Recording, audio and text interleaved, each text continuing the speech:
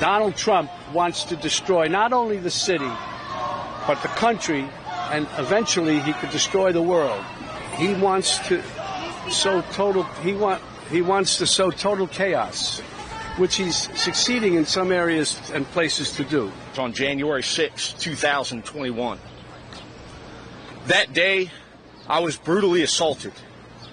I was pulled from the police line. I was beaten. An individual named Kyle Young tried to strip me of my firearm, while chants of kill him with his own gun were echoed by other members of the crowd. The Biden campaign bringing Robert De Niro to speak outside Trump's criminal trial in New York.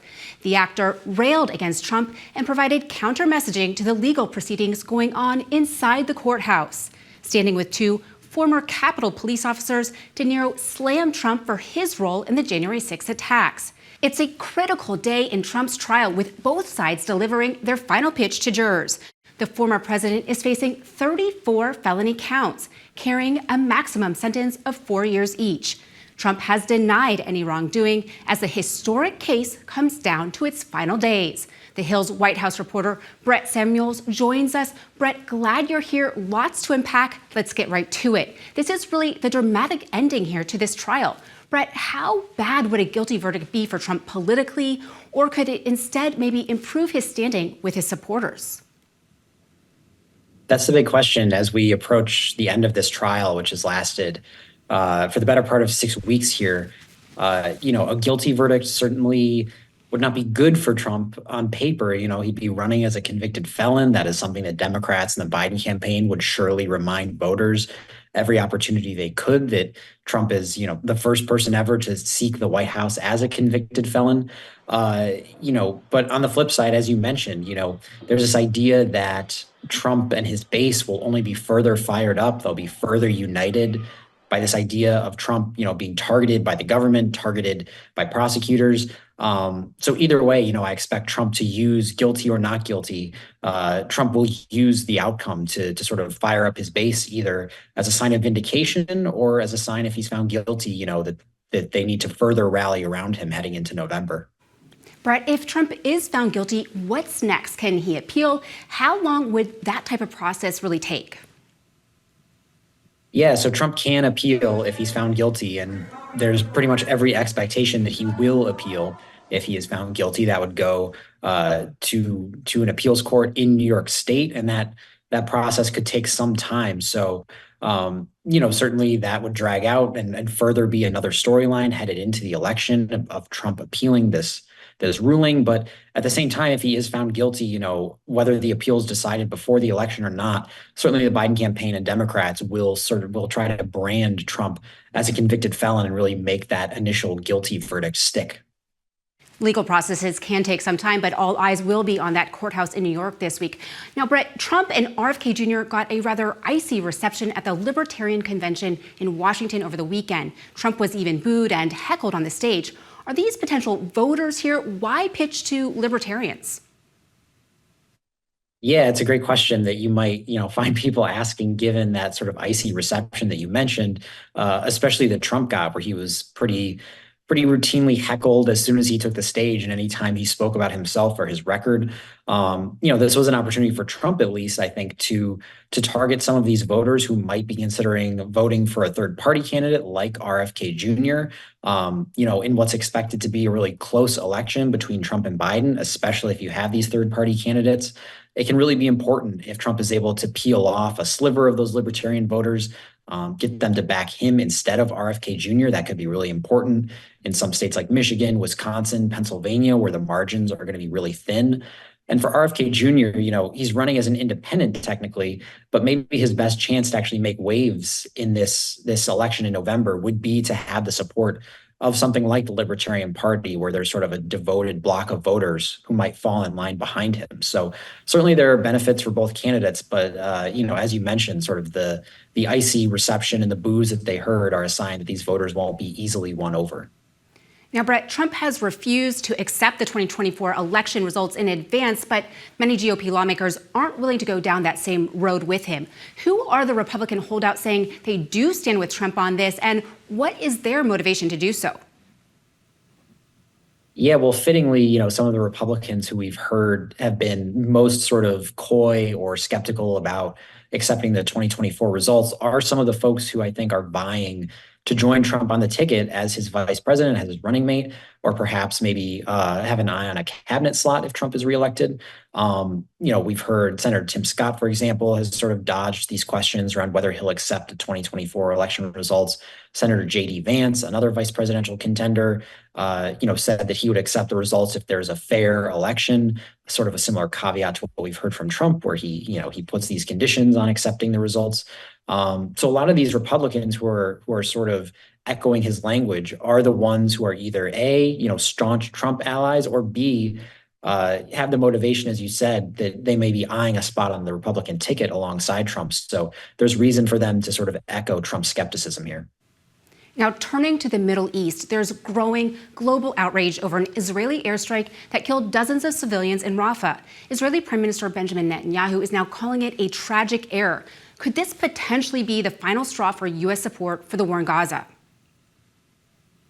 I think certainly you're going to hear a lot of Democrats calling for it to be the final straw, calling on the White House to essentially condition support at this point or withhold support for Israel because of this incident in Rafah where civilians were killed or injured or are now left without shelter. But all indications from the White House right now are that there's no real shift in policy approach here.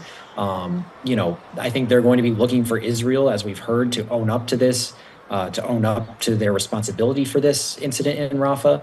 But if Israel continues to, stop short of any kind of full-scale invasion of Rafah, I think the White House will point to that and say that Israel's not crossing a red line here that the White House has laid out.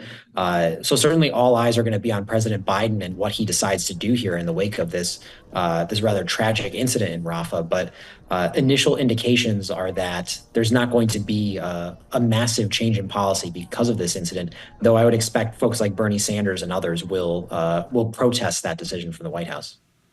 Spain, Ireland, and Norway have now all formally recognized a Palestinian state, although the U.S. and many Western countries still back the idea of an independent Palestinian state existing alongside Israel. What's behind this move of these three countries? Why now? Yeah, so this is, I think, evidence that Israel is sort of being isolated to a degree on the world stage. You have, certainly the U.S. and other European allies are still standing with Israel. The U.S., for example, is still providing support to Israel and vowing, as President Biden says, that commitment is ironclad.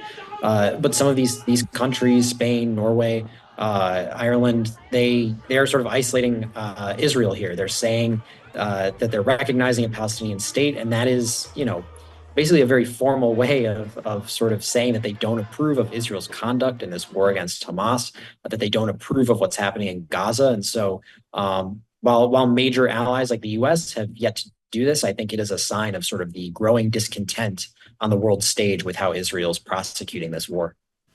Turning to some topics here in the U.S., it is Election Day in Texas, and Congressman Tony Gonzales is in a heated runoff with a more conservative candidate. Gonzales is one of the few relatively moderate Republicans in the House. What would his defeat mean for the future of the House Republican Conference? Yeah, Tony Gonzales here, if he loses this runoff to his sort of hard right challenger, I think that would really send shockwaves through the GOP and would be just sort of a further sign that the Republican Party is shifting rightward.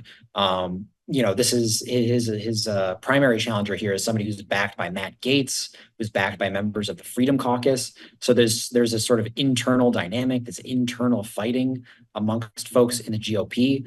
And at the same time, if Tony Gonzales loses this runoff, it's maybe a sign that the GOP is less interested in governing and finding compromise with Democrats and maybe more interested in, essentially picking culture war fights or fealty to Trump or however you might define it. But certainly a lot is at stake here, both sort of symbolically and, politically in a literal sense with who will represent this district in Texas. And of course, if Gonzales does lose, Democrats think their chances of getting that seat in November improve. In other election news, there's talk that outgoing Senator Joe Manchin is apparently considering a run for governor in West Virginia. How would a Manchin bid shake things up there? Would he be a long shot, or would he have a good chance at this stage in the race? Yeah, well, if any Democrat has a chance of winning the governor's mansion in West Virginia, I think it's Joe Manchin. He's sort of the lone Democrat who's been able to hold on to that Senate seat in West Virginia. And certainly if he opts to run for governor, he has the name recognition, he has the financial support, and he'd have the support of the party in West Virginia that he'd be a pretty formidable candidate, I think. Obviously, it's a pretty deep red state. The governor there currently, Jim Justice, is the odds-on favorite to replace Manchin in the Senate as a Republican. So it'd be sort of an interesting role swap there if they decide to just trade roles. But certainly worth monitoring what Joe Manchin does next. He had sort of teased whether he'd run for president as a third-party candidate. That seems to be off the table, but certainly a run for governor could be a way for him to remain in the political arena if that's what he wishes to do after his life in the Senate is over. So perhaps not sailing into the sunset as he leaves the Senate. The Hill's Brett Samuels. Brett, thanks so much for being on. Thank you. Netflix co-chief executive Ted Sarandos says he's confident artificial intelligence will not replace film industry creatives or take their jobs. In an interview with the New York Times, Sarandos said that he doesn't believe AI will replace writers or actors. However, he went on to say he does believe workers who are able to use AI may eventually replace them. It comes after the film industry was rocked last summer when the Hollywood Writers and Actors Guilds went on strike. One of the biggest sticking points in those negotiations was the use of AI in the filmmaking process. The controversial new biopic that featured a young Donald Trump was denied any awards at the Cannes Film Festival over the weekend. The film debuted at the festival last week and follows Trump's early years in New York real estate. It was well received at its debut, reportedly receiving an 8-minute standing ovation. That reception did not translate into an award. On Friday, attorneys for the former president sent a cease and desist letter to the filmmakers behind the biopic, calling it, quote, a concoction of lies. The film's producers maintain that it is a fair and balanced portrait of the former president. That's today's Daily Debrief. I'm Margaret Chadbourne. Be sure to like, share, and subscribe to The Hill's YouTube channel. And come back here soon for the intersection between politics and policy.